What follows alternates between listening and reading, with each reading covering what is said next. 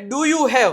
હવે જ્યારે પણ તમારે કોઈને પૂછવું શું તમારી પાસે પેન છે, શું તમારી પાસે કાર છે, તો do you have a pen. Simple વસ્તુ ભાઈ કે do you have a pen, do you have a pen. શું તમારી પાસે કાર છે, do you have a car. શું તમારી પાસે કોઈ આઈડિયા છે, do you have any idea. શું તમારી પાસે મોબાઈલ છે, do you have a mobile. મતલબ કોઈ તમારી પાસે કાંઈ છે આવો પ્રશ્ન પૂછવા માટે આ સ્ટ્રક્ચરનો ઉપયોગ થાય. કોઈ પણ ને તમારે એમ પૂછું તમારી પાસે પૈસા છે, ડુ યુ હેવ મની. તમારી પાસે મોબાઈલ છે, ડુ યુ હેવ મોબાઈલ. તમારી પાસે પાણી છે, do you have water. Simple છે.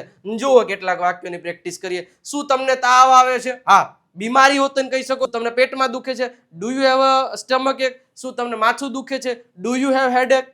રેડી? સિમ્પલ. શું તમારી પાસે ઘર છે, તો do you have a house. Okay. શું તમારી પાસે છત્રી છે, do you have an umbrella. શું તમારી પાસે કોપી છે, do you have a copy. શું તમારી પાસે ટિફિન છે, do you have a tiffin. શું તમારી પાસે પર્સ છે, do you have a purse. પાછળ પાછળ રિપીટ કરો, બોલો મારી પાછળ પાછળ. શું તમારી પાસે વિદ્યાર્થી કાર્ડ છે, do you have a student card. Okay, અથવા તો સ્ટુડન્ટ આઈડી. શું તમારી પાસે પાસપોર્ટ છે, do you have a passport. શું તમારી પાસે બ્રશ છે, do you have a brush. બોલજો. શું તમારી પાસે જવાબદારી છે, ડુ યુ હેવ રિસ્પોન્સિબિલિટીઝ.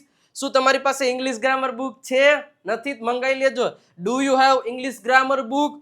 શું તમારી પાસે મમ્મીનો સંપર્ક નંબર છે, do you have moms mobile number.